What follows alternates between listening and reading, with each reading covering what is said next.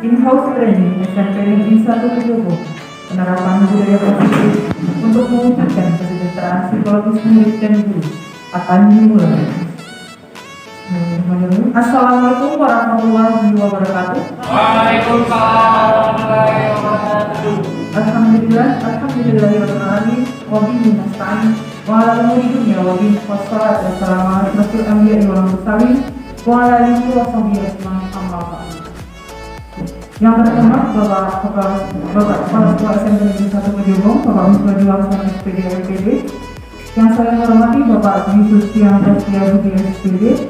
Yang saya hormati Bapak Muhyiddin SPD LPD. Dan yang saya hormati Bapak dan Ibu Guru SMP Negeri 1 Kediogo. Pertama-tama marilah kita panjatkan puji syukur kehadirat Allah Subhanahu wa taala yang telah melimpahkan rahmat dan hidayahnya kepada kita semua sehingga pada siang hari ini kita dapat berkumpul dalam keadaan sehat walafiat. Amin ya rabbal alamin.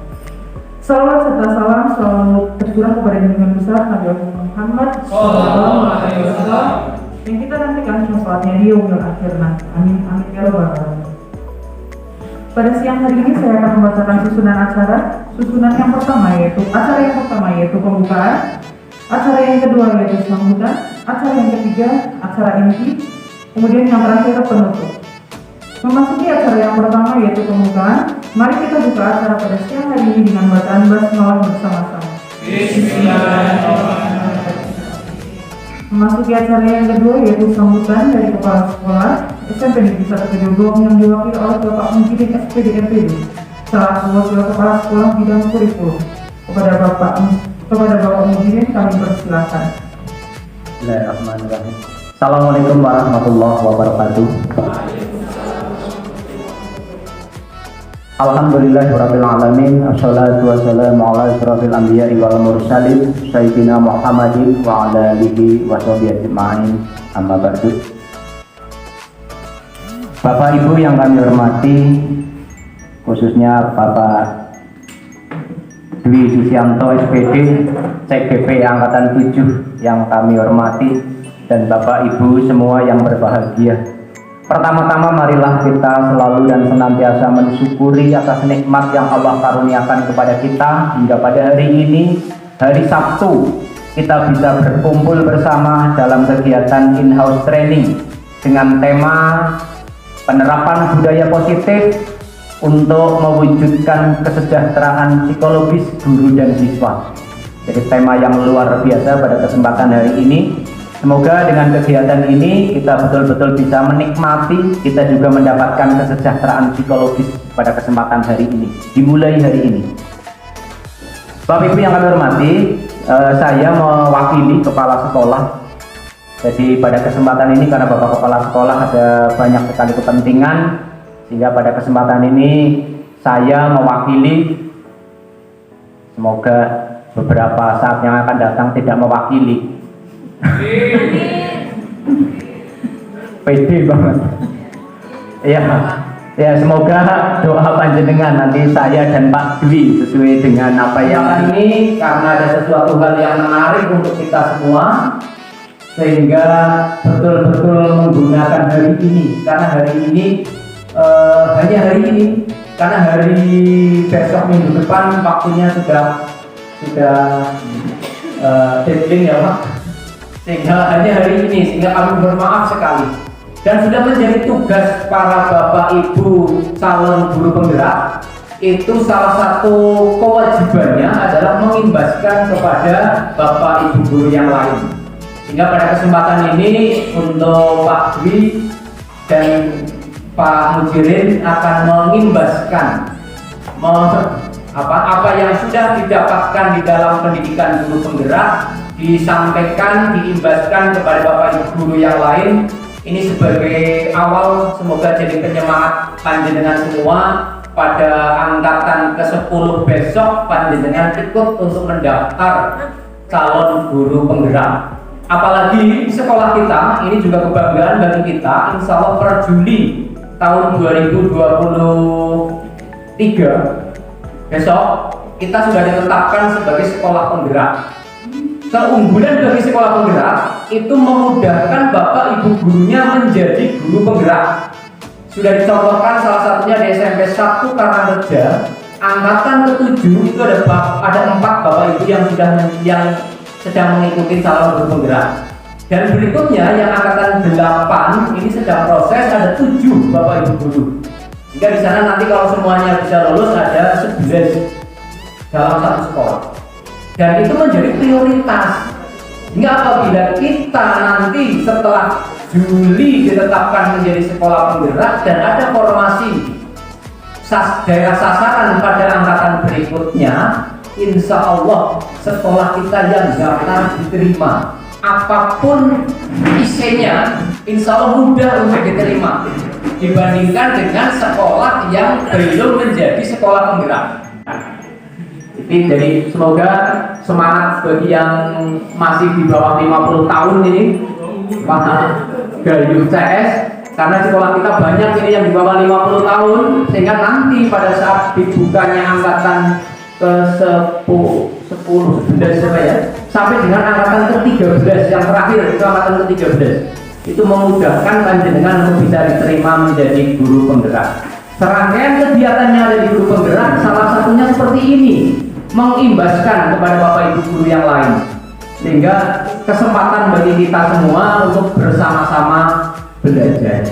Jadi harapan besar bagi sekolah kita yang nantinya akan menjadi sekolah penggerak, semoga betul-betul menjadikan kita semua bisa bergerak, sehingga apabila lingkup kecil kita gerakan, sehingga nantinya akan menjadikan kapal besar Indonesia itu akan bergerak berkat jasa panjenengan semua. Hingga nanti pada kesempatan ini akan kami selipkan tentang bagaimana pembelajaran kita di kelas dengan bantuan digitalisasi sebagai salah satu dari digitalisasi sekolah yang nantinya tentu akan kita terapkan. Jadi lingkup kecilnya adalah Bismillahirrahmanirrahim. Assalamualaikum warahmatullahi wabarakatuh. Waalaikumsalam. Semangat Bapak Ibu.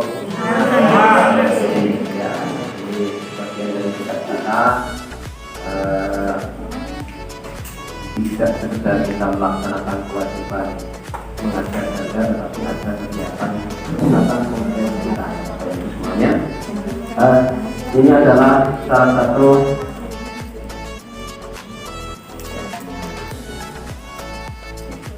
satu tugas kami dari pendidikan calon guru penggerak ini untuk menuntaskan ini artinya menyampaikan pengalaman baik yang sudah kami jalani, sudah kami alami, kami sampaikan kepada Bapak Ibu semuanya. Tetapi ini dari persepsi kami. Mudah-mudahan dengan tadi yang disampaikan oleh Pak Mujidin bahwa Juli 2023 sekolah kita ditetapkan sebagai sekolah penggerak, semuanya Bapak Ibu menjadi guru penggerak semuanya. Amin. Soal pengalamannya sangat banyak Bapak Ibu. Ya, jadi ternyata tidak sesulit yang kita bayangkan Bapak Ibu, dan manfaatnya sangat banyak. Tidak bisa saya sebutkan manfaatnya, tetapi salah satunya adalah cara pandang saya pada murid gitu ya. Dan nanti akan disampaikan tentang budaya positif ini. Judulnya adalah penerapan budaya positif untuk mewujudkan kesejahteraan psikologis murid dan guru. Sebenarnya materi ini adalah tentang budaya positif, tetapi saya sambungkan dengan kesejahteraan psikologis karena ini masuk dalam program sekolah, bahwa di rapot pendidikan kita kesejahteraan psikologis murid dan guru untuk SMP Negeri 1 Gedogong itu masih dalam taraf berkembang. Artinya kita mungkin dianggap belum sejahtera secara psikologis, baik muridnya maupun gurunya. Secara materi mungkin sudah, amin ya, tapi psikologisnya ini terpantau oleh rapot kita itu kurang ya. Jangan-jangan anak-anak kita itu tidak bahagia sekolah di SMP 1 Gedogong. Guru-gurunya bagaimana, terus merasa tertekan di sini ya, tidak senang. Gurunya juga tidak bahagia ternyata, itu tidak secara psikologis. Mungkin juga mengalami anak-anak yang seperti itu juga begitu. Anak-anak yang tidak bahagia dengan gurunya juga tidak bahagia dengan muridnya. Nah, mudah-mudahan dengan sedikit kita menggeser paradigma tentang budaya positif di sekolah kita itu, mudah-mudahan ada pencerahan sedikit gitu ya. Monggo Pak. Nah, ini assalamualaikum warahmatullahi wabarakatuh. Shalom, salam sejahtera, Om Swastiastu, Namo Buddhaya, dan salam kebajikan Rahayu. Ini pembukaan yang sudah disampaikan di Guru Penggerak seperti ini karena kita sedang menggalakkan kebinekaan di Indonesia gitu. Bahwa bineka itu adalah sebuah kepastian dan itu adalah yang kita banggakan di dunia kita, di negara kita.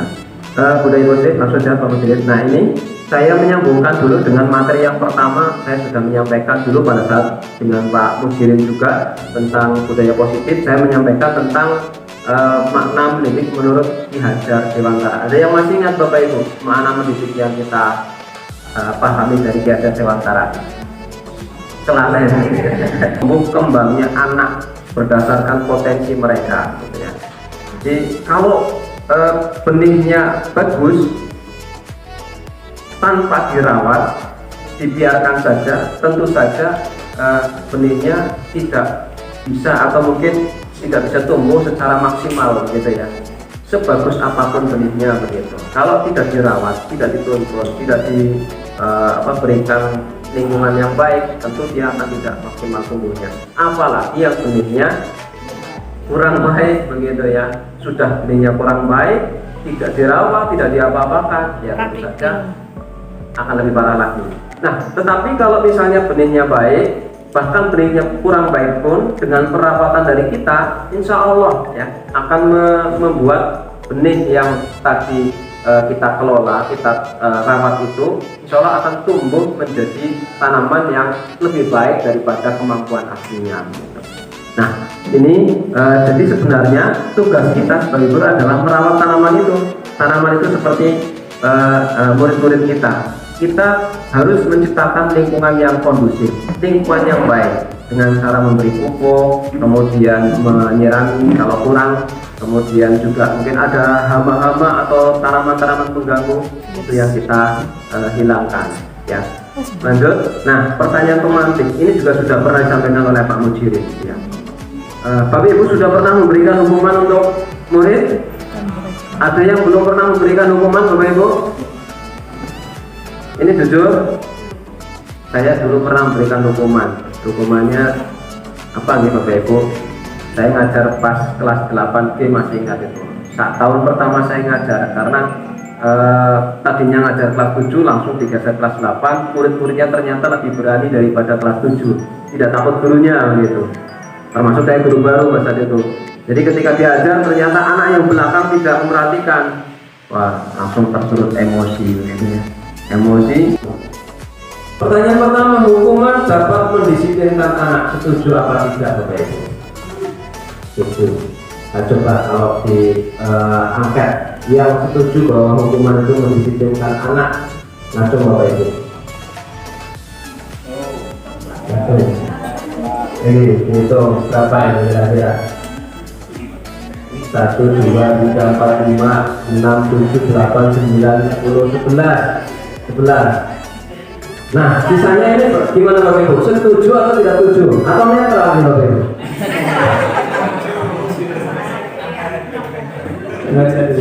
Yang tidak setuju bahwa hukuman dapat mendisiplinkan anak, ngacung Bapak Ibu. Wah, ini 1, 2, 3, 4, 5 orang. Sisanya berarti netral. Kadang-kadang mendisiplinkan, kadang-kadang tidak gitu. Ya Bapak Ibu, nah ini ternyata kita berbeda pendapat bahwa hukuman dapat mendisiplinkan anak. Oke. Tergantung hukumannya Bapak. Ternyata gimana Bu? Kalau hukumannya yang bagaimana bisa mendisiplinkan? Gimana?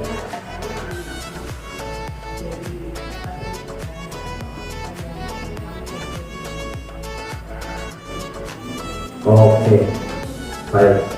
Saya bisa menangkap Pak.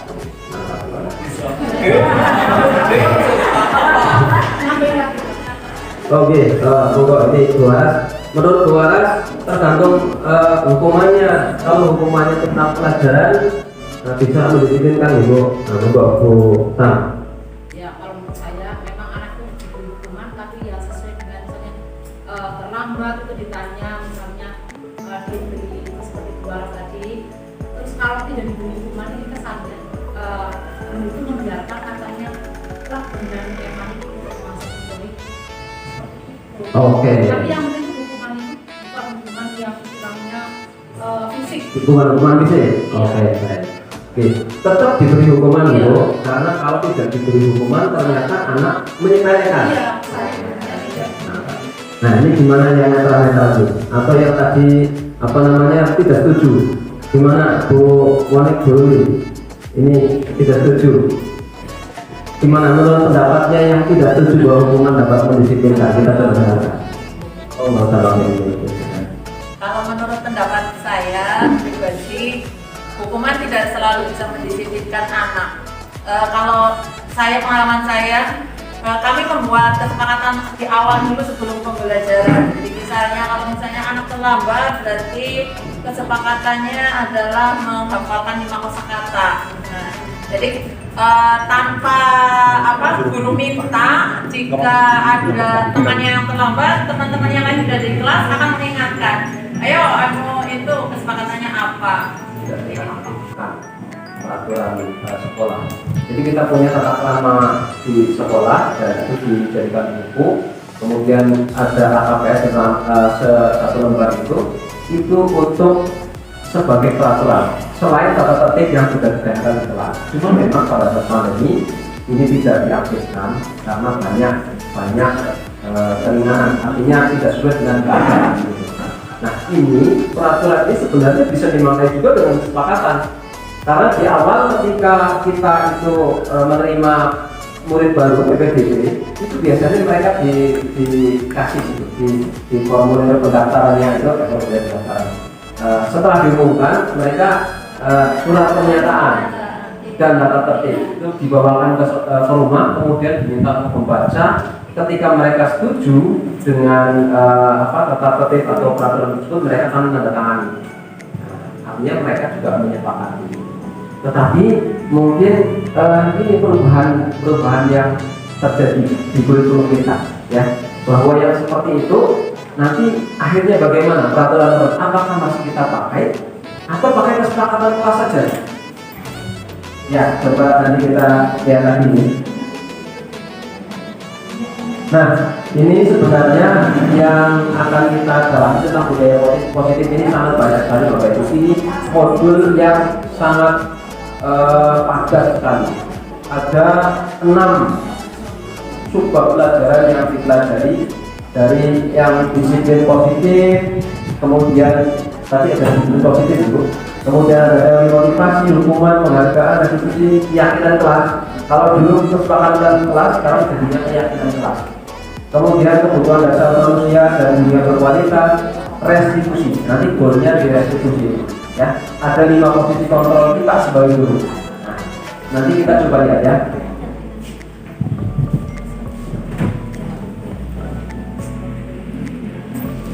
Nah, baik Bapak Ibu, kita coba disiplin positif dan nilai-nilai kebajikan universal. Nah, perubahan paradigma ini sangat penting untuk kita pahami Bapak Ibu.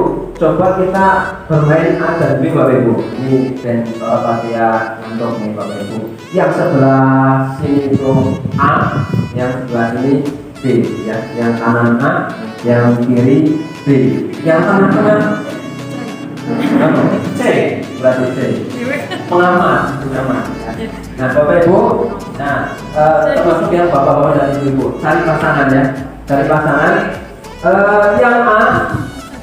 Yang A itu tidak usah pakai sobek kertas kecil, tidak usah nggak apa-apa. Yang penting anggap ada dan kertas kecil ya. Kemudian di kertas kecil tersebut adalah benda yang sangat berharga bagi si A begitu ya. Kemudian digenggam, kemudian pokoknya ini adalah penting untuk saya, gitu ya. Sangat penting sekali. Nah, dikepalkan pakai tangan kanan. Kemudian si B mencoba untuk membuka kepala itu, ya. Sebenarnya apa sih yang di kepala itu? dengan berbagai cara, Nah, dengan berbagai cara ya. Terserah, pokoknya caranya terserah. Nah, kira-kira bisa dipakai, dicoba Bapak Ibu ini? Coba saja ya, 30 detik. Coba saja ya, 30 detik. Mulai dari sekarang coba. Coba.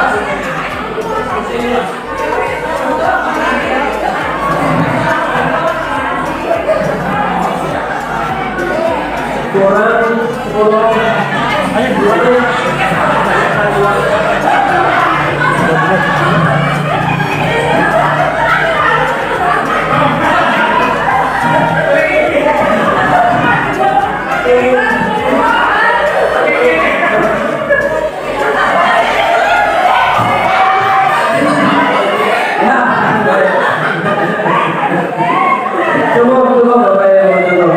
Ini malah ada yang Koreanan ya, tidak mau di pasar ini.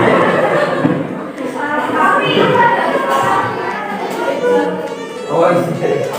Baik Bapak Ibu, ini sebenarnya permainan yang sederhana, tetapi membuka peran termasuk Bapak Ibu mungkin ya. Nah, Bapak Ibu, atas pertimbangan. Oh ya, baik. Bapak Ibu, saya kasih pertanyaan Bapak Ibu setelah mempraktekkan ini. Adakah A yang rela membuka kepala tangannya? Tidak ada. Oke. Misalnya dikasih imbalan begitu, nggak kasih ya Bu ya?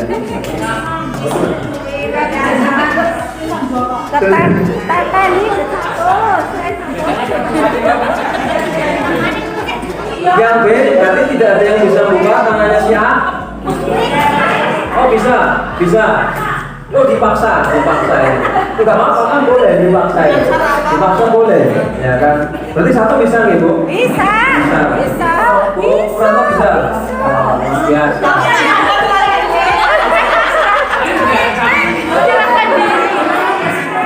Baik, nah, diancam ya.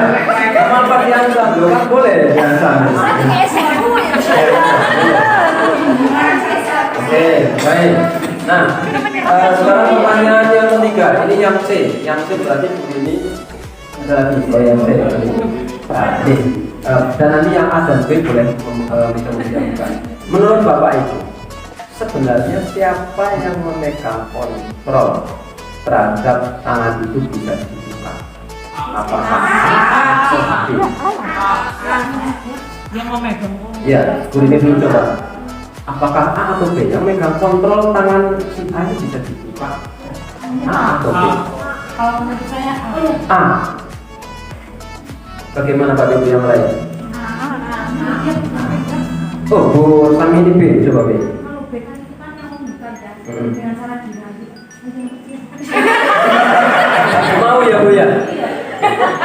Tapi kalau dirayu nggak mau gimana Bu? Ya.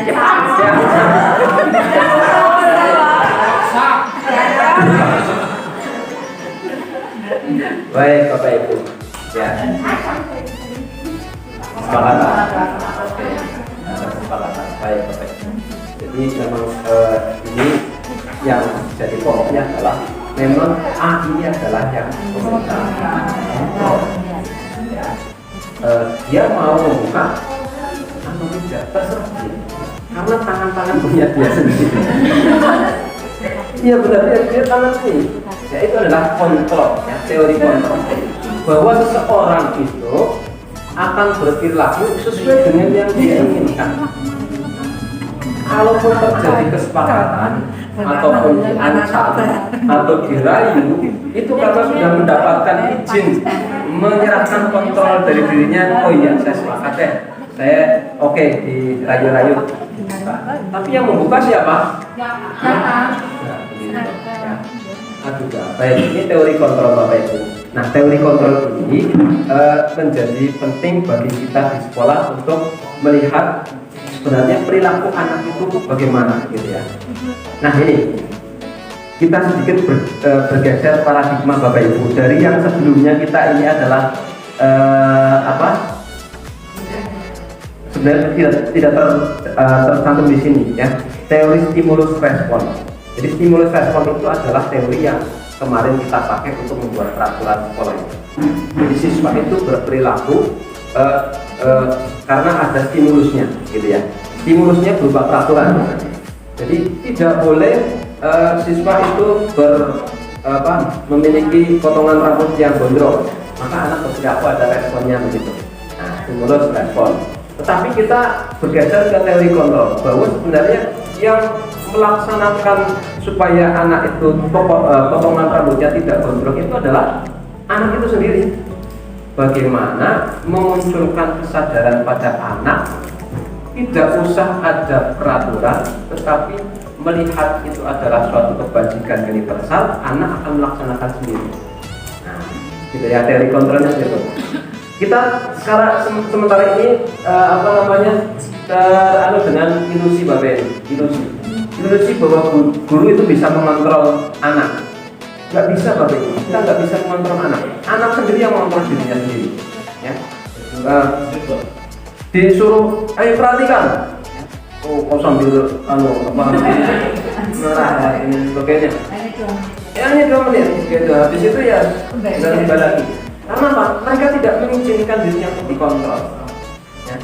Ilusi bahwa kritik dan membuat orang merasa betul dan menguatkan karakter. Nah, ini sering juga ya. Kamu apa nggak kasihan sama bapakmu, membuat mereka bersalah itu ya kan. Ternyata tidak berjaya begitu ya, karena bukan sisi positifnya yang ditekankan ya. Ilusi bahwa semua penguatan positif efektif untuk dan bermanfaat. Nah, ini penguatan positif ya, kamu pasti bisa, semangat dan sebagainya. Ini ternyata tidak semuanya bisa efektif dan bermanfaat ya. Kita pernah dulu ujian nasional training motivasi ya kan, nangis satu dari 2 sampai jutaan ya. Setelah 2 hari 3 hari saja kembali lagi ya. Jadi dia semuanya efektif Bapak Ibu ya. Kemudian ilusi bahwa orang dewasa memiliki hak untuk memaksa. Saya lebih pengalaman gitu ya kan dari kamu anak kecil belum tahu gitu ya. Ternyata itu adalah ilusi kita bahwa sebenarnya tidak bisa kita memaksa mereka. Baik, lanjut Bapak Ibu. Nah, inilah ya teori stimulus respon menjadi teori kontrol atau pilihan. Stimulus respon bagaimana? Kita mencoba ya. Ini ya. Kita mencoba mengubah orang agar berpandangan sama dengan kita. Itu stimulus respon. Dengan apa? Peraturan. Pokoknya ini adalah sesuatu yang bagus, kamu harus melaksanakan ya. Tetapi kalau teori kontrol, pilihan, kita berusaha memahami pandangan orang tentang dia ya. Jadi kamu melihat bahwa misalnya potongan rambut seperti itu, menurut kamu bagaimana sih? Kemudian kita coba memahami mereka, kenapa mereka berperilaku seperti itu. Dan seharusnya ketika kita memahami mereka, lama-kelamaan kita bisa mengarahkan ya, mereka bisa mengarahkan diri sendiri kepada bagian yang universal. Ini perilaku buruk dilihat sebagai suatu kesalahan. Semua perilaku memiliki tujuan baik. Jadi kalau ada anak-anak kita yang kadang mungkin di sekolah itu tidak perhatian kepada pelajaran dan sebagainya, yakin Bapak Ibu, mereka itu pasti punya alasan kenapa mereka berperilaku seperti itu. Dan ini membuat kita, ya teori kontrol ini membuat kita itu mencoba memahami sebenarnya kenapa mereka berperilaku seperti itu. Ternyata kalau kita menyelami lebih dalam itu dan mencoba memahami mereka, ternyata ya berat juga begitu kadang-kadang permasalahan mereka. Sehingga bisa, artinya mereka coba dipahami saja gitu, permasalahan mereka. Gitu. Orang lain bisa mengontrol saya, hanya Anda yang bisa mengontrol Anda. Jadi bisa begitu ya, kita nggak bisa mengontrol perilaku orang lain, perkataan orang lain. Katakan seperti itu ya, orang lain mau berkata apa ya tidak bisa kita kontrol. Yang bisa kita kontrol adalah diri kita sendiri ya.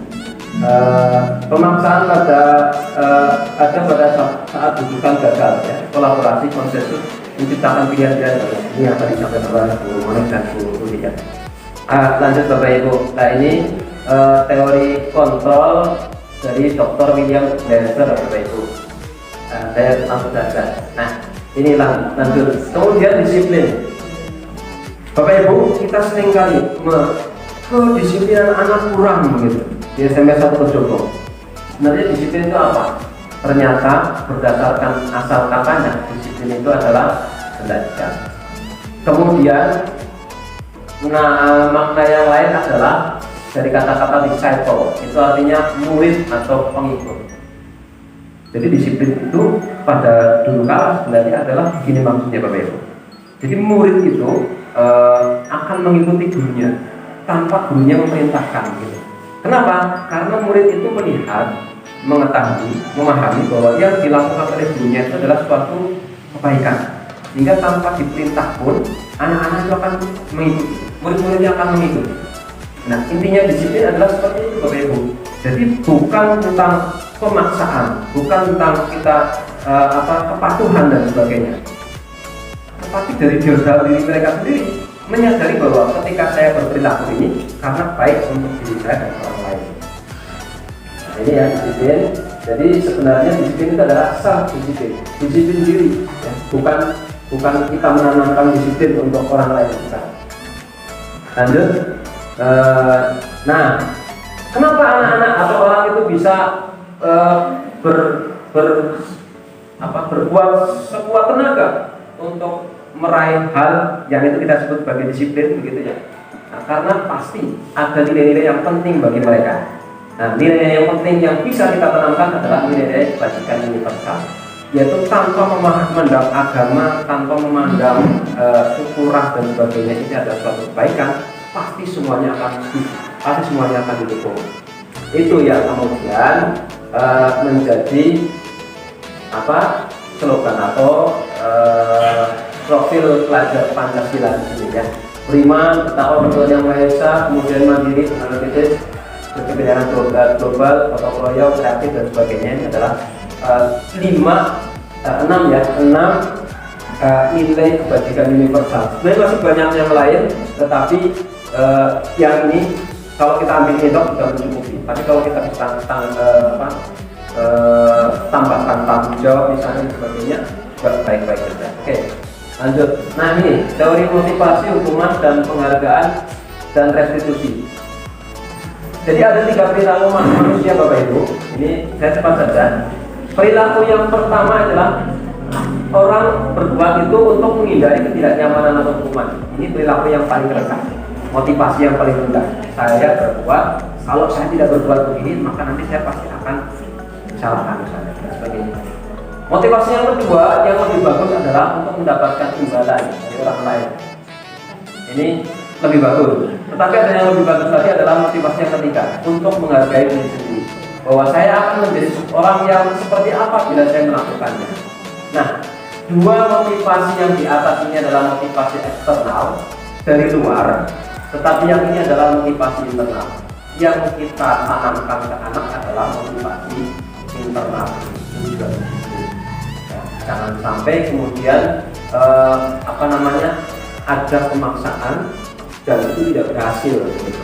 Tetapi yang paling penting adalah ini. Kemudian nah ini coba Bapak Ibu kalau ada kasus seperti ini Bapak Ibu nih ya, ada anak namanya Iva kurang menguasai pelajaran matematika, sehingga pada saat pelajaran tersebut berlangsung dia lebih banyak berdiam diri atau menggambar di buku pelajarannya. Pada saat guru matematikanya Pak Seno menanyakan pertanyaan, Iva menjadi gugup dan tak sengaja menjatuhkan tasnya dari kursi. Tiba-tiba menjadi gagal dan saat berupaya menjawab tidak bisa. Seluruh kelas pertama dan berlaku Iva, Pak Seno pada saat itu membiarkan teman-teman Iva untuk menertawakan Iva yang tergagap dan malu luar biasa, dan malahan Iva untuk maju ke depan dan berdiri di bangka sambil menunjuk di dunia karena tidak bisa menjawab pertanyaan Pak Seno. Kelas makin bagus dan anak pun tertawa melihat Iva dari kelas memegang kursi di dunia. Apakah Anda setuju dengan tindakan Pak Seno terhadap Iva? Tidak, gitu. Kira-kira kalau kita di posisi Pak Seno mempermalukan, kalau kita di posisi Iva bagaimana? Nah, terus sampai sekarang ya Bapak Ibu masih ingat dihukum Bapak Ibu guru dulu Bapak Bu? Iya juga. Ya, Bapak Ibu. Nah, tapi ini ada pertanyaan ini. Apakah tindakan Pak Seno terhadap kita adalah sebuah hukuman atau konsekuensi? Bapak Ibu, ada kata-kata baru, konsekuensi. Apakah dia hukuman atau konsekuensi? Hukuman. Jadi kita pahami ya, konsekuensi, hukuman, konsekuensi dan lain sebagainya. Ini perbedaan hukuman dan konsekuensi. Konsekuensi. Ya.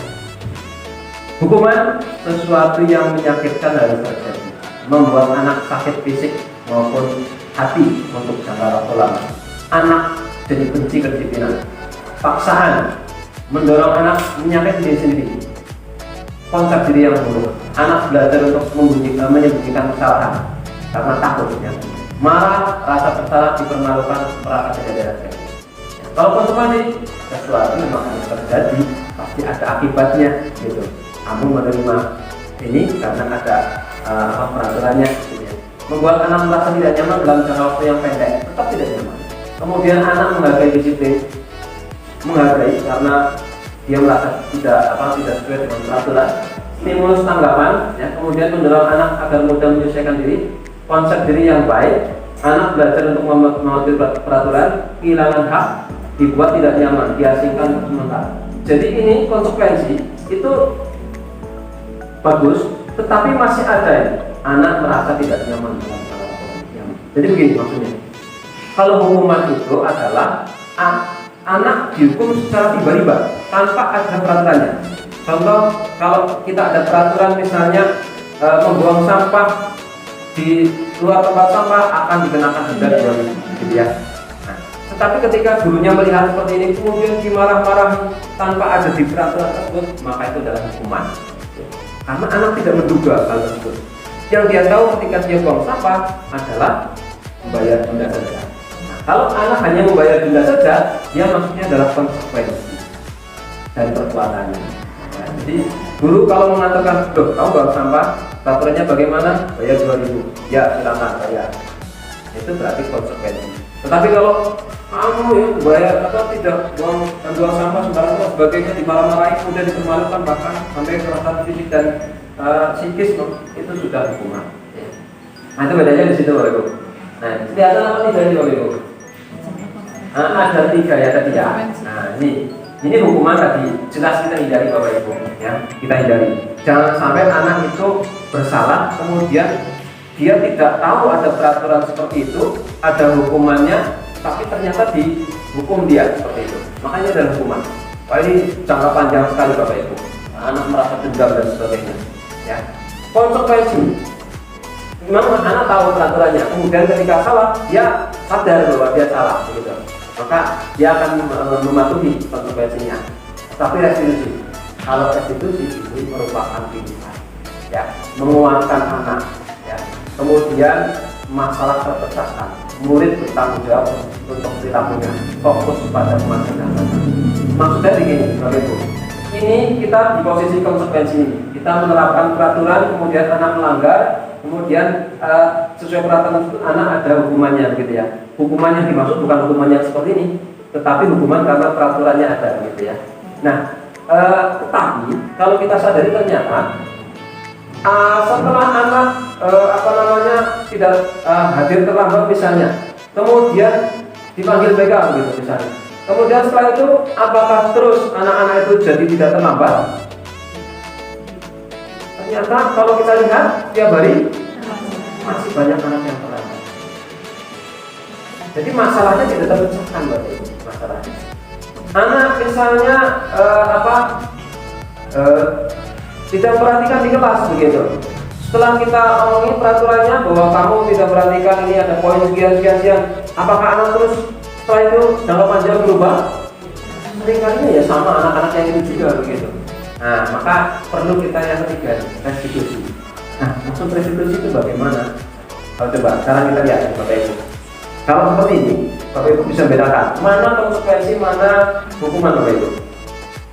Mencatat 100 kali di dalam buku kalimat, saya tidak akan terlambat lagi karena terlambat ke sekolah. Hukuman sebagai lari memilih lapangan basket 2 kali karena terlambat lagi di sekolah. Hukuman. Murid diminta untuk push up 15 kali karena tidak menggunakan masker di sekolah. Hukuman. teman. Menggantikan tugas teman yang telah dicoret. Konsekuensi. Ya. Membersihkan temannya di meja tulis kalau tersenggol waktu belajar. Konsekuensi. Murid disuruh untuk mengenakan sepatu seharian di sekolah karena tidak mengenakan sepatu hitam. Sepatu seharian di sekolah. Hukuman. Lari mengenai basket 2 kali kalau menambah 10 menit untuk pelajaran berjumlah. Hukuman. Nah ini kuncinya. Jadi yang salah mana dulu tadi Bu? Yang salah. Ini kan mungkin di sekolah itu kalau terlambat dihukum ada konsekuensinya 10 menit untuk apa? Putar lapangan bola kan bisa ya. Terus becokan. Nah, tadi restitusi nanti akan kita bahas. Daripada larangannya gitu. Nah itu dalam bentuk kesepakatan. Jadi kalau peraturan itu lebih pada teksnya bagaimana perilaku mereka, tapi kalau keyakinan adalah mendorong anak bahwa keselamatan itu adalah sesuatu yang penting untuk dijaga. Nah kalau kesepakatan itu lebih rinci, tetapi kalau keyakinan lebih universal, lebih umum, ya sehingga mudah dihafalkan. Bapak Ibu, kalau yang tahun kemarin sudah buat kesepakatan, biasanya kesepakatan tadi itu banyak itu. Nah, tapi kalau keyakinan itu sedikit saja, supaya gampang diingat. Ya.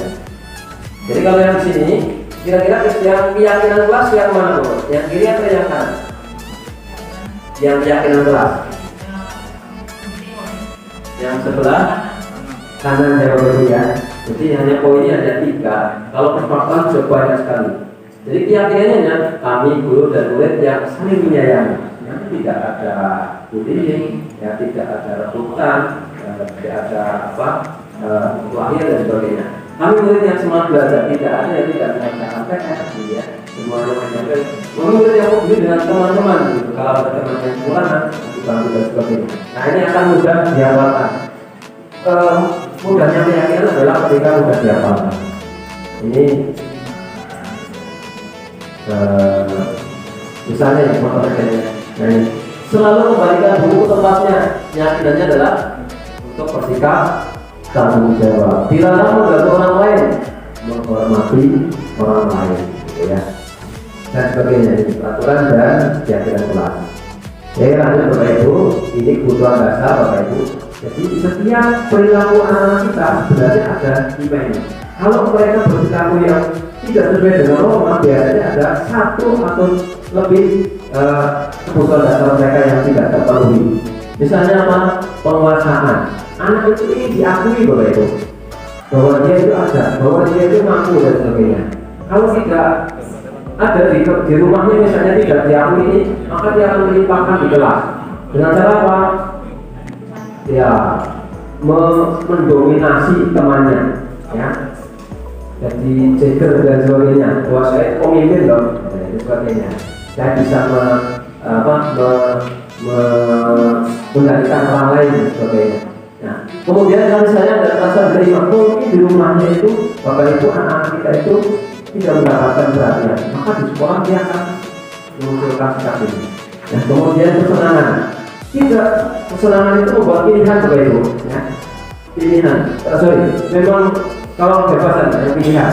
Jadi ketika kita membuat tugas misalnya kebebasan atau pilihan, kesenangan, anak-anak juga perlu kesenangan. Maka ketika dia tidak mendapat kesenangan, dia akan mencarinya di sekolah, dolanan baik, nah sebagainya itu.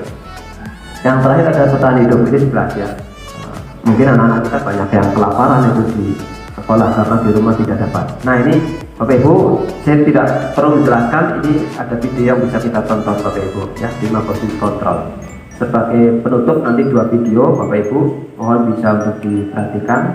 Kelihatan apa tidak Bapak Ibu? Ya. Oh, sebentar.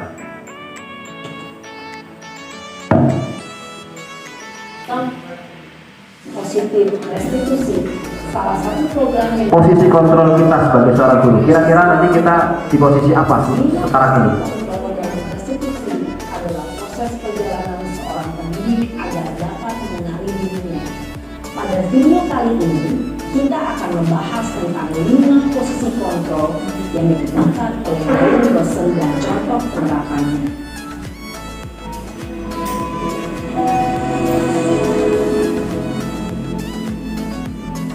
5 posisi kontrol itu adalah 1. Posisi penghukum, Posisi penghukum. posisi pembuat 2. Pembuat merasa bersalah Bapak Ibu. Kira-kira kita posisinya yang mana? posisi teman, Dengan murid-murid kita gitu ya. posisi pemantau atau monitor, dan 5. posisi manajer. Untuk lebih memahami kelima posisi tersebut, mari kita saksikan kasus Naren. Nah, ini contoh kasusnya. Jadi kita posisinya bagaimana? Dan melihat bagaimana kelima posisi kontrol dalam menghadapi masalah tersebut.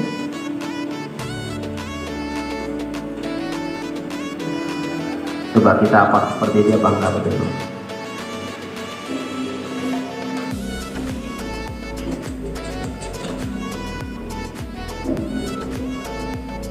Naren, Nah, sini kamu. nah, bagaimana? Siapa itu? Bukan saya. Akhirnya di rumah kita sering begitu juga ke anak-anak kita. Saya Apa? Apa coba? Alasan kamu apa lagi? Kapan sih kamu tidak terlambat? Malas sekali ya kamu jadi anak. saya Dasar pemalas. Gak kapok-kapok sih kamu. Sudah berapa kali terlambat? Sana, kamu keliling lapangan basket 2 kali. kenapa saya harus keliling lapangan basket, Bu? Kenapa? Kamu melawan ibu. Berani-beraninya jawab. Sudah terlambat, masih berani jawab pula. Sekarang, keliling lapangan basket 5 kali sekalian. Biar kapok. Cepat. Pergi sana ke lapangan basket. Bapak Ibu, sepertinya Ibu enggak? Enggak.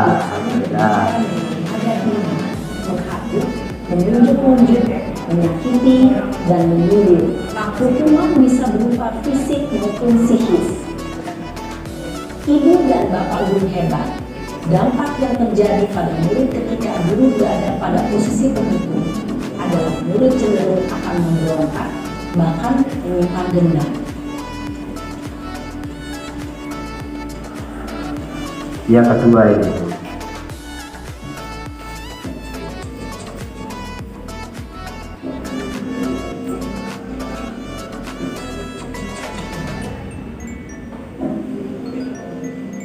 Naren!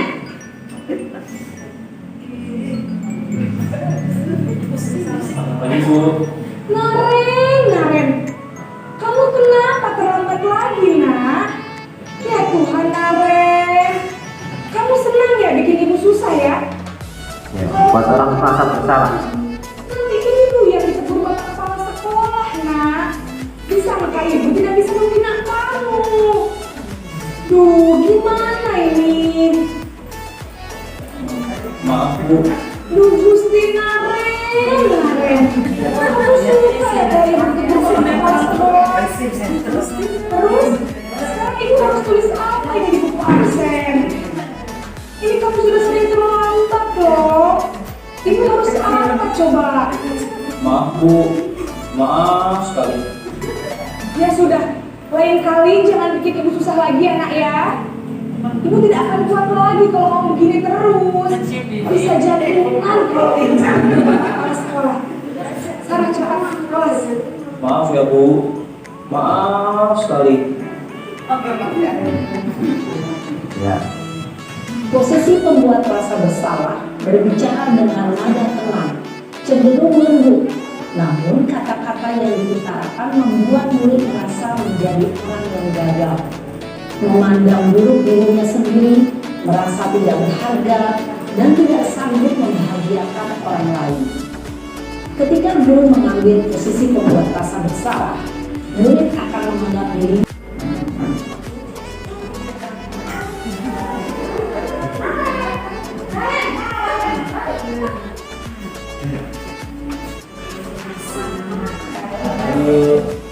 Wah, sudah jam berapa ini nak? Terlambat lagi ya saya? Iya saya. Iya, Bu. Lama habis ibu saya udah bangunkan saya, Bu. Kamu malah menyalahkan ibu kamu.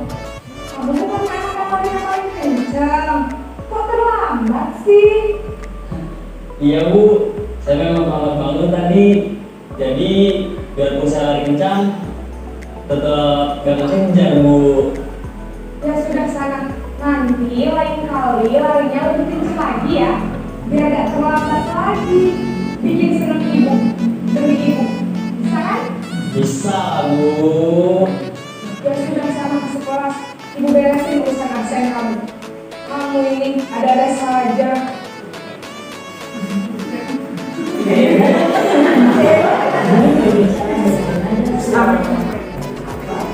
Cenderung bersinggah di luar untuk menjaga suasana perasaan. Murid akan merasa senang, aman, dan akrab dengan guru.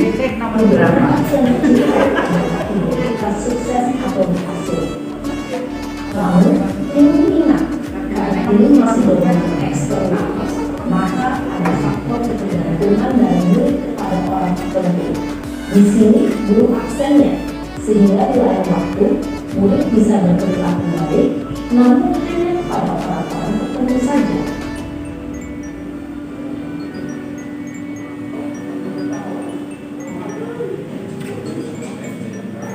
Saat itu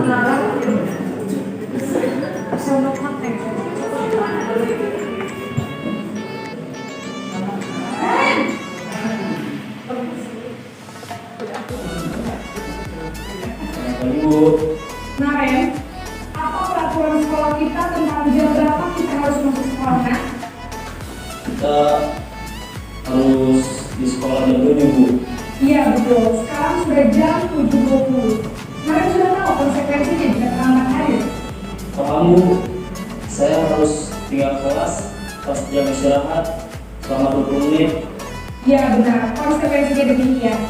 Jadi nanti jam 9.30 pas istirahat, kamu harus tinggal di kelas, kerjakan tugas tambahan untuk ketinggalan kamu, ya? Baik, Bu. hanya berdasarkan Posisi peraturan. pemantau mengandalkan penghitungan atau data untuk mengontrol murid. Guru mengarahkan murid berdasarkan peraturan dan konsekuensi. Seorang pemantau menunjukkan bahasa tubuh dan ekspresi wajah yang datar dan cenderung formal. Yang terakhir jadi yang kita mau sampai tentang posisi manajer.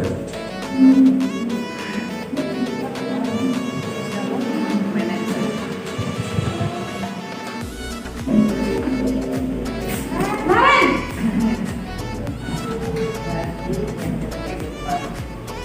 Selamat pagi, Bu. Selamat pagi Naren. Maaf, Bu. Saya terlambat. Iya, sekolah masuknya jam 7, sekarang sudah jam 7.20. Jadi sekarang bagaimana ini Naren? Maaf, Bu. Saya lupa alarm saya semalam. Baiklah, menurut kamu, keyakinan sekolah yang mana yang perlu kamu tingkatkan?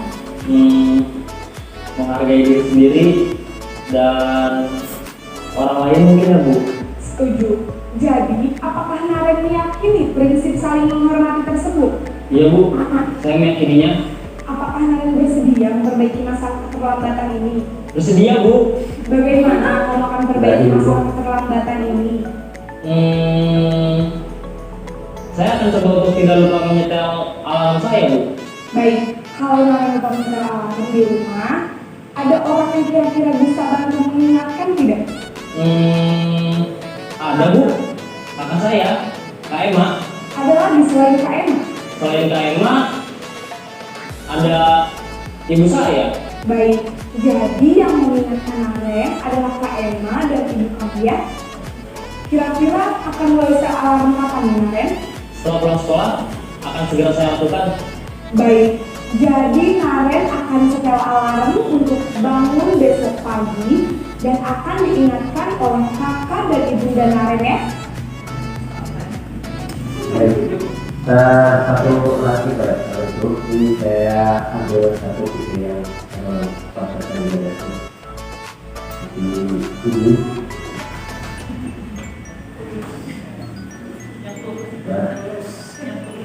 benar dan dikelilingi masalah begitu, tapi dengan bahasa yang halus. Dan yang ketiga adalah menanyakan keyakinan. Bagaimana mengarahkan anak mencari solusi berdasarkan keyakinan yang dia miliki. Nah ini contohnya satu video saja begitu. Ibu dan Bapak Guru, berikut ini akan ditunjukkan bagaimana seorang guru berada dalam posisi manajer menurut. Nah, sudah lihat besar gitu ini.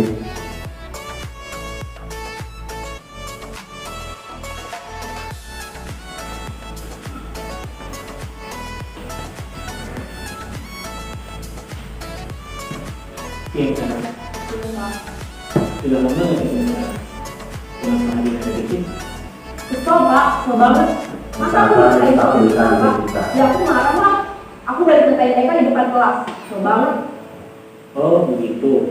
Ya pasti kamu marah. Pasti kamu marah. Saya juga akan marah apabila ada Jadi yang menuduh. orang pasti akan marah kalau seperti itu. Jadi membuat anak itu tidak diakui. Kamu mau melakukan apa? Ya saya langsung ngerjain TK lah Pak. Kesel banget. Saya bentak-bentak dia di depan teman-teman lain. Oh begitu. Pasti kamu Nah. melakukan seperti itu. Mencoba alasannya apa? Iya lah, saya diam saja Pak. Ya saya bela diri lah. Aku saya dituduh tukang fitnah. Ya wajar lah. Mempertahankan harga diri itu sesuatu yang penting. Ya. Untung kamu tidak membuat gagal lagi. Hanya menggunakan dosa. Iya Pak. Nah, jika sudah seperti itu, sudah sama, sudah stabil. Udah gemes padahal. Saya pasti bela diri lah. Ya pasti ya. Tapi kamu memilih untuk tetap bertahan dan bersabar. Kamu memilih untuk tidak berbuat lebih parah lagi. Nah, sekarang coba kita lihat lagi tindakan kamu yang Benar atau tidak? kira-kira sesuai dengan keyakinan kelas atau prinsip kamu tidak? Enggak lah Pak. Capek Pak jadi pengarah. Jadi keyakinan atau prinsip mana yang kurang sesuai dengan keinginan kamu? Ya, saya sebenarnya sangat menghargai orang lain. Mungkin saat itu saya menjadi emosi, jadi tidak menginginkan sikap itu. Kamu meyakini tidak? Menghargai orang lain itu penting buat kamu. Yakin lah Pak. Iya, setuju. Kita harus saling menghargai. Namun, ada juga keyakinan yang kita sepakati yang perlu kita jalankan. Apabila kita sedang marah, kan? Ya, saya bisa lebih proaktif, mulai dengan diri sendiri. Saya bisa jadi lebih sabar, mengambil waktu juga untuk berpikir mau apa selanjutnya. Kira-kira kamu bersedia memperbaiki masalah ini tidak? Sedia Pak. Kalau kamu memperbaiki masalah ini, kamu akan menjadi orang seperti apa? Saya akan menjadi orang yang bertanggung jawab kali ya Pak. Dan senantiasa proaktif. Iya, menurut kamu bagaimana rasanya menjadi orang seperti itu? Ya nyaman lah, bangga bisa bersahabat. Baiklah kalau begitu. Yuk kita pikirkan bagaimana memperbaiki masalah ini. Ya, begitu Bapak Ibu. Jadi harapannya kita dalam menyelesaikan masalah anak begitu. Ya, ada. Walaupun mungkin awal-awal mungkin agak berat gitu Bapak Ibu, tapi kalau kita seperti itu, maka sebenarnya peraturan-peraturan itu belum sampai digunakan akan sudah selesai masalahnya. Tetapi tidak ada yang salah dengan peraturan itu. Itu adalah syarat terakhir ketika kita ternyata tidak bisa menyelesaikan anak begitu, maka adalah peraturan dan konsekuensi yang kita lakukan. Jadi paling tidak kita ada di posisi pemantau dan manajer. Ya, pemantau hanya sekedar peraturan saja, kita dapat saja kalau ada masalah peraturannya bagaimana. Ini ya sudah kamu lakukan itu sudah tiba-tiba pemantau gitu. Tapi kalau manajer lebih proaktif, kemudian kita membantu mengarahkan anak menyelesaikan masalahnya sendiri. Kedekatan dan sebagainya kita apresiasi sikap anak tersebut, misalnya mau berkata jujur, menyampaikan alasan dan sebagainya, maka anak akan lebih merasa diterima. Kemudian kita bantu mereka untuk menyelesaikan masalahnya sendiri, misalnya ketika ada anak yang datang terlambat atau tidak mengerjakan tugas karena dia sibuk membantu orang tua begitu ya, maka kita mencoba kira-kira bagaimana kamu mengatur waktunya begitu. Mereka sendiri yang mengaturnya, bukan kita yang memberikan gitu. Gimana kira-kira ada solusi pergantian dengan kakak dan sebagainya. Dan ini ternyata sangat melegakan bagi anak. Keyakinan kelas ini saya sampaikan di beberapa kelas ya, karena sebenarnya ini yang cocok adalah wali kelas gitu. Tetapi saya mencoba dan mungkin juga Pak sudah mencoba, ternyata ini sedikit banyak ada perubahan anak-anak gitu, ketika ketemu dengan saya yang tadinya mungkin mereka juga ada guru-guru yang lain yang saya semester kemarin banyak meninggalkan anak begitu. Di semester ini saya mencoba dengan menerapkan keyakinan itu, ternyata ada gurunya sama-sama gitu ya, walaupun guru tidak harus pakai dari institusi, tetapi ketika kita apresiatif terhadap rekan guru yang kok rekan guru ini berperilaku seperti ini, kenapa begitu ya, kita apresiatif terhadap mungkin dia punya alasan dan sebagainya. Mudah-mudahan sih semuanya akan kondusif, baik gurunya maupun muridnya begitu. Ini Bapak Ibu, permasalahan-permasalahan anak ini adalah salah satu penghambat dalam menciptakan lingkungan yang aman dan kondusif. Maka ketika kita menyelesaikan ini, mudah-mudahan kesejahteraan psikologis anak dan guru juga semuanya akan mulai ditemukan. Mungkin itu yang bisa saya sampaikan. Terima kasih telah memberi waktu saya untuk menerapkan budaya positif di sekolah kita ini, dan mudah-mudahan untuk kedepannya kita saling bersinergi kira-kira apa yang kita perlu perbaiki dalam menangani permasalahan anak di waktu yang akan datang. Jadi saya mohon maaf, ternyata 1 jam Bapak Ibu, mohon maaf sekali ini sudah panjang sekali. Terima kasih sekalian. Assalamualaikum warahmatullahi wabarakatuh. Terus untuk Pak Dwi, luar biasa sekali ini. Jadi untuk materi kali ini budaya positif seperti yang tadi sudah disampaikan dari awal sampai akhir sangat gamblang. Ini hanya 1 jam penyampaian, padahal Pak Dwi mempelajarinya 1 bulan. 1 bulan belajarnya, dan praktek, bahkan praktek dengan siswa, praktek dengan sesama calon guru penggerak, dan hasilnya dikirimkan sebagai bentuk tugas yang harus diberikan.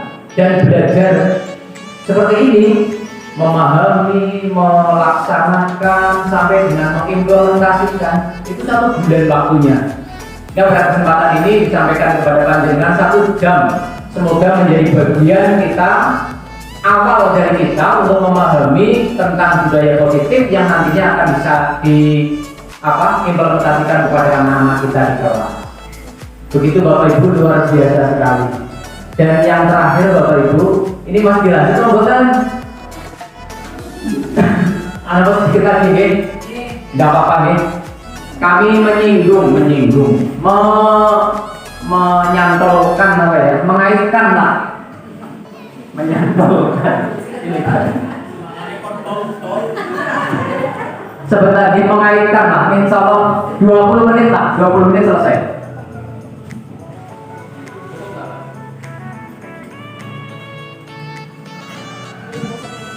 Berkaitan dengan sedikit digitalisasi sekolah. Kata-kata digitalisasi sekolah di sini kan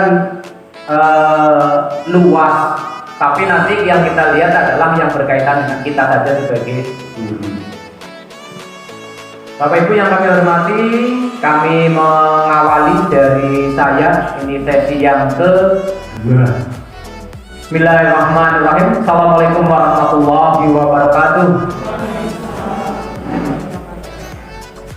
Bapak Ibu yang kami hormati dan Pak Dwi yang kami hormati, pada kesempatan ini lanjut sesi yang kedua, mengingat waktu sudah jam 2:13, sehingga insya Allah 20 menit selesai. Berkaitan dengan ini Bapak Ibu, bahwa untuk digitalisasi sekolah ada beberapa item digitalisasi sebenarnya ya. Langsung saja ke digitalnya ini.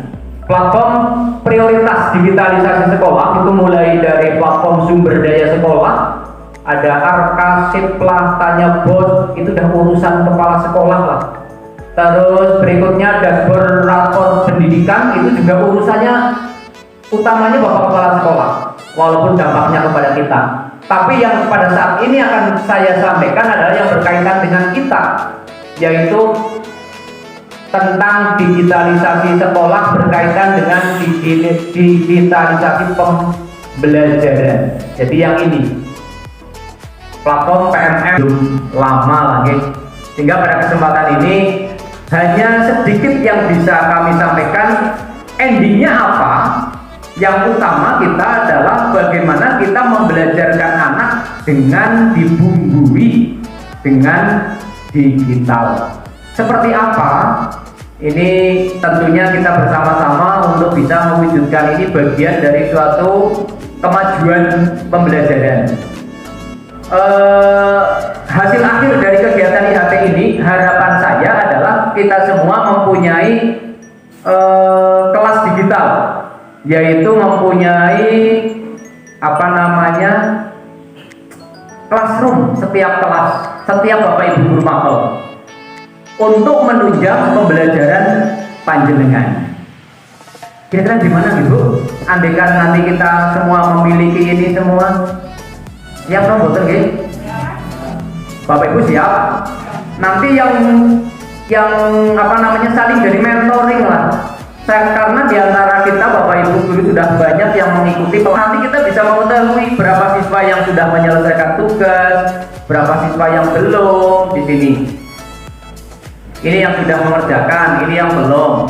Ini contoh hari tadi. Terus hari sebelumnya ini juga seperti itu. Dan ini terekam mulai dari semester 1 sampai sekarang nggak akan hilang. Ini mengirimkan SKL dan seterusnya. Saya contohkan juga dari misalkan sebelumnya semester 1 pernah anak tanya ada materi sudah apa belum, cek coba di semester 1. Misalkan semester 1 tentang apa ya, materi semester 1, oh budaya, perubahan sosial budaya.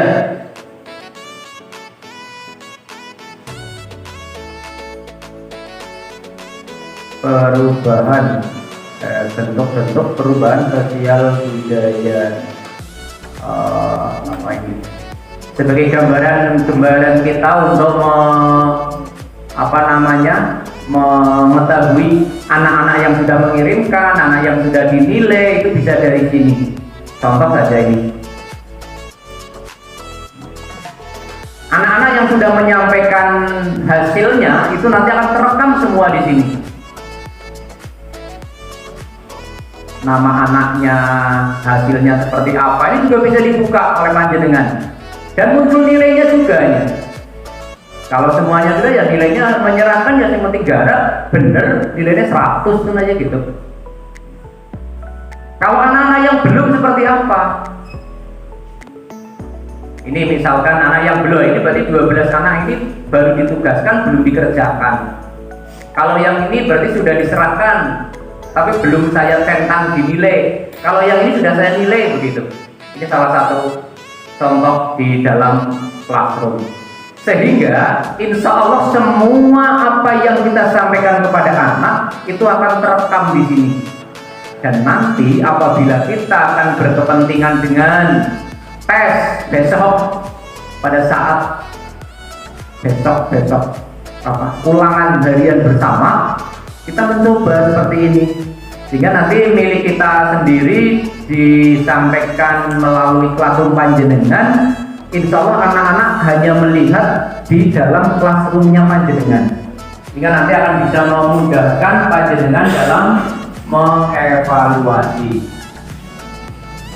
Terus berikutnya Bapak Ibu, yang berkaitan ini yang kelas 9 apa tadi? 9A. Terus tadi juga ada di 9C. Akan ini bisa syukur-syukur segera nanti membentuk kelas, nanti kita gunakan, kita uji coba untuk tes ulangan harian bersama yang direncanakan pada awal Februari. Tadi saya tanya studi tur kelas 8 itu tanggal 12, berarti mundur sebelum itu, berarti sekitar hari Jumat, Sabtu, Senin, Jumat, Sabtu, Kamis. Harinya Jumat, Sabtu, Kamis. Kamis, Jumat, Sabtu. Ya benar, harinya Kamis, Jumat, Sabtu. Kan hari Seninnya kan tanggal 12 siapa? Minggu ya? Iya minggunya. Jadi sebelum persir ulangan di sit kan sudah ACC ya ulangannya ya. Sudah ACC. ulangan harian dan ACC berarti dilaksanakan itu. Sehingga sekaligus pada kesempatan ini kami menugaskan panjenengan untuk siap-siap menyusun soal pilihan sekolah kita berbeda dengan bapak ibu guru yang sekolah yang lain begitu. Dan kemarin saya sampaikan di forum MGMPBK seluruh mata pelajaran begitu. Ternyata yang menggunakan tes semi online kita ya itu hanya kita Bapak Ibu, walaupun belum mutlak ya, tapi hanya kita. Sekolah yang lain ternyata tidak ada, bahkan di SMP yang lain masih ada yang apa namanya ada salah satu sekolah, tapi rata-rata sudah membolehkan, mayoritas sudah membolehkan bawa Android. Tapi ada salah satu sekolah di Purbalingga yang masih belum membolehkan. Jadi ini semoga jadi bahan bagi kita untuk menuju digitalisasi sekolah. Memang berat Bapak Ibu untuk mengawali, tapi saya yakin dengan kesiapan kita semua dan nantinya sekolah kita menjadi sekolah penggerak, mau tidak mau kita ya pasti akan diarahkan untuk itu. Gelem ora gelem ya nanti yang dipaksa. Insya Allah 4 tahun yang akan datang Pak Muswadi masih di sini akan memaksa panjenengan untuk menuju sekolah digital. Pak Trisno ini sudah ada, coba, ya, sama Bu Parti, ya sebentar lagi. Oke, boleh sekali. Ya. Jadi ini sebagai salah satu contoh saja Bapak Ibu, semoga menjadi penyemangat kita dan kami siap membantu Bapak Ibu untuk membuat classroom. Sebenarnya membuat classroom juga tidak sulit.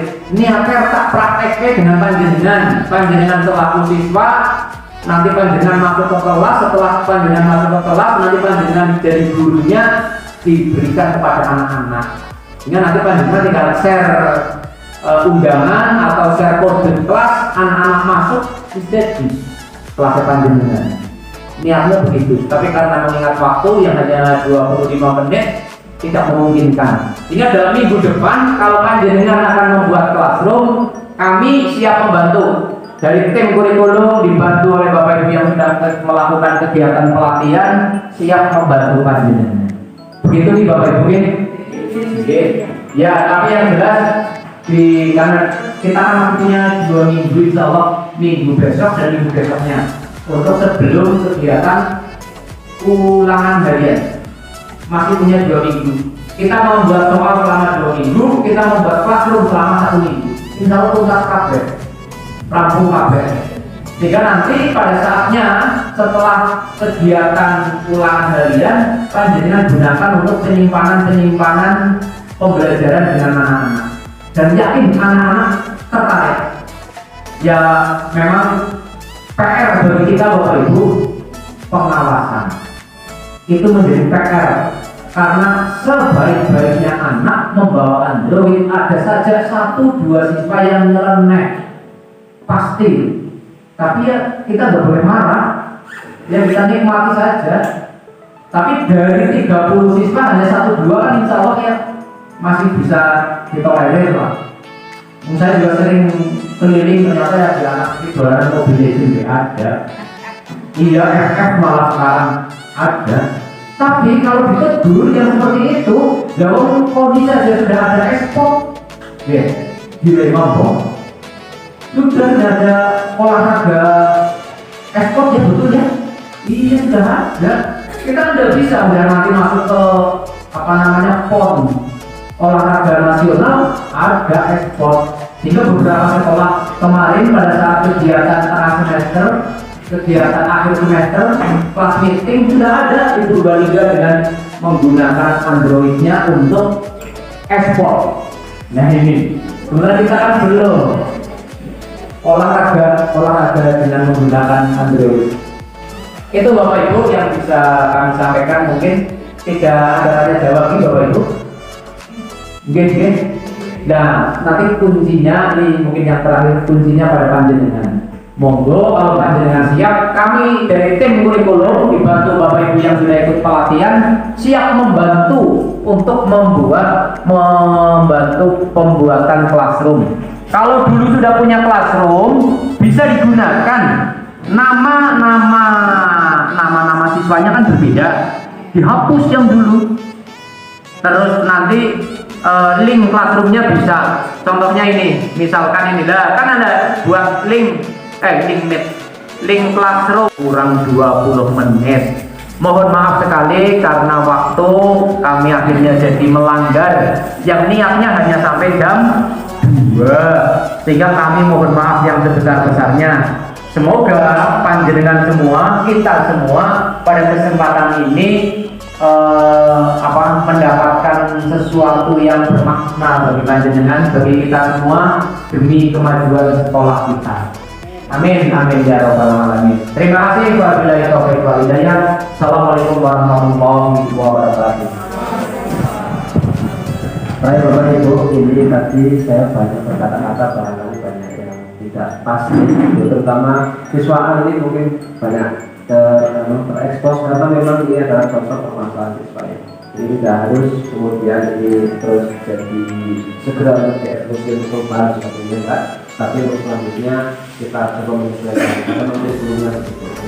Kemudian Bapak Ibu, ini saya mengucapkan terima kasih sekali karena sudah sampai bagian Bapak Ibu kita bisa berkali sekarang. Ini mudah-mudahan menjadi amal saya sampai itu semuanya. Terima kasih. Assalamualaikum warahmatullahi wabarakatuh. Kita Bapak Ibu semuanya.